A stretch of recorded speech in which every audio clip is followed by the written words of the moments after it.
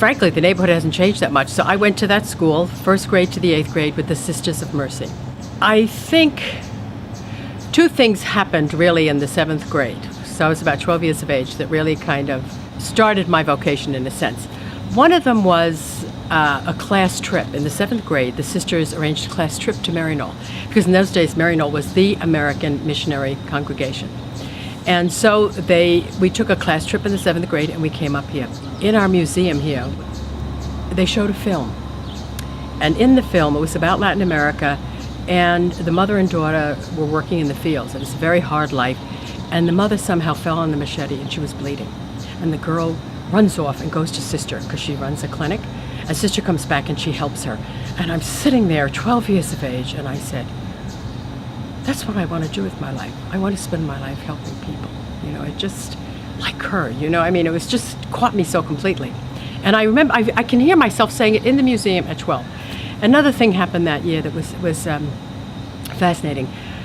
The sisters took into the class this girl who was obviously deeply mentally challenged. She probably, not exactly Down syndrome, but probably close. And she was very big and very clumsy, but you know, in those days they didn't have specific places for them to go. And so they took her in, and at one point sister wanted her to cut some things with a paper cutter. And then she says, no, you go back and help her. And when I went back to the room, you know, she started to use it, and I could see she didn't know how to figure it out. And it was such a simple task. And it just struck me, you know, the injustice. Why? She couldn't figure that out, and I could figure it out so easily, and she was clearly struggling, and sometimes like the butt of jokes and stuff. So and it's like at that moment, why the unfairness? Why do I have it? And all of a sudden, like this thing struck me. It was like kind of, you know, you have a brain, but your brain isn't your brain. Your brain belongs to her and everybody who needs a brain. Your arms are not your arms. They belong to people who have no arm. You see because for people who don't see. You hear for people who don't hear. Nothing of yours is yours. It's given to you for service. It's always to be at the service of other people. You are one with them, and it is for all of them. You're all one. And I knew at that moment it wasn't, you know, that's how I'd have to spend my life somehow.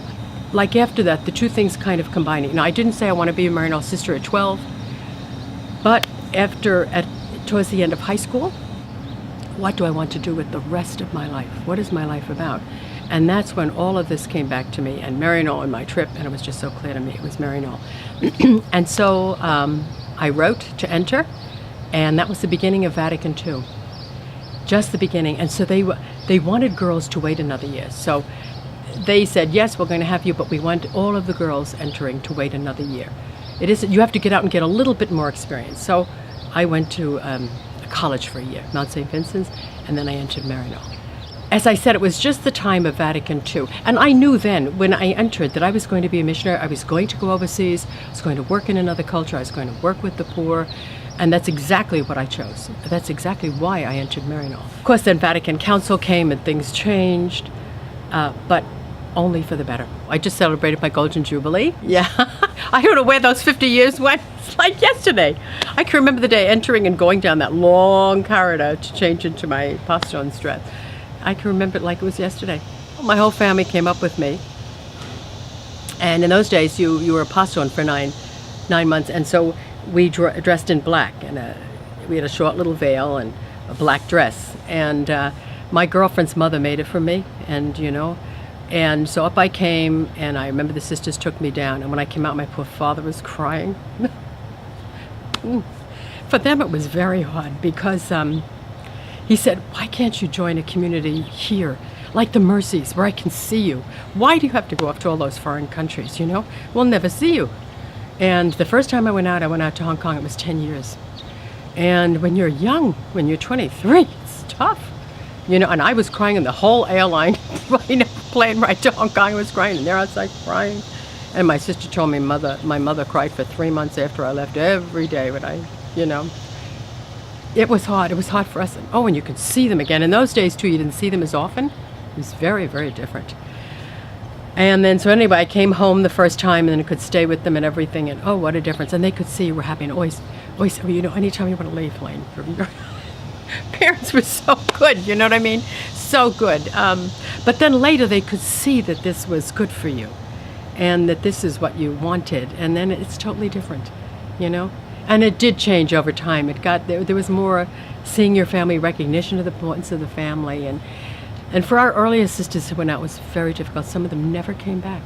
The ones who went out to China in the beginning, there was no way. I mean, transport in those days, and some of them put out after the war, but very, very difficult. Then they made it 10 years, but things changed so much after 10 years. So gradually it became 5 years. And I was so grateful for that, you know what I mean?